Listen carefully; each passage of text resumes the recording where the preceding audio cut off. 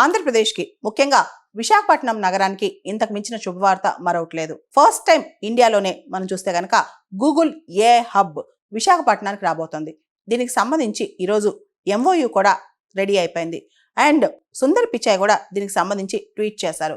మొత్తం ఈ హబ్ అనేది 1 గిగావాట్ స్కేల్ కంప్యూట్ కెపాసిటీ ఉంటుందంట. దాంతోపాటు ఇంటర్నేషనల్ సబ్సీ గేట్వే ఆధారంగా ఇది పనిచేస్తుంది. లార్జ్ స్కేల్ ఎనర్జీ ఇన్ఫ్రాస్ట్రక్చర్ కూడా ఇక్కడ డెవలప్ అవుతుంది. దాదాపు $15 బిలియన్ ఇన్వెస్ట్మెంట్తో ఈ గూగుల్ ఏఐ హబ్ స్టార్ట్ అవబోతోంది. అంటే ఆంధ్రప్రదేశ్ దాదాపు 10,000 కోట్ల రెవెన్యూ భవిష్యత్తులో దీనివల్ల రాబోతోంది. గూగుల్ వాళ్ళు $15 బిలియన్ ఇన్వెస్ట్మెంట్స్ వచ్చే 5 సంవత్సరాల్లో 2026 నుంచి 2030 వరకు విశాఖపట్నం ఏఐ హబ్లో పెట్టనున్నారు. దాదాపు ప్రత్యక్షంగా 10,000 జాబ్స్, పరోక్షంగా 30,000 జాబ్స్ రాబోతున్నాయంట ఈ గూగుల్ ఏఐ హబ్ వల్ల.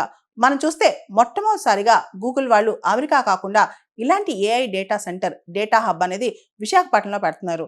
మనం చూస్తే ఇవన్నీ కూడా సింగపూర్, మలేషియా, ఆస్ట్రేలియా, ఇతర 12 దేశాలతో ఈ సబ్సీ కేబుల్ నెట్వర్క్తో దీన్ని కనెక్ట్ చేస్తారనమాట. మనకు తెలుసు డేటా అనేది సరికొత్త ఇంధనం అంటారు. డేటా సెంటర్ అనేది చాలా అవసరం అన్నమాట.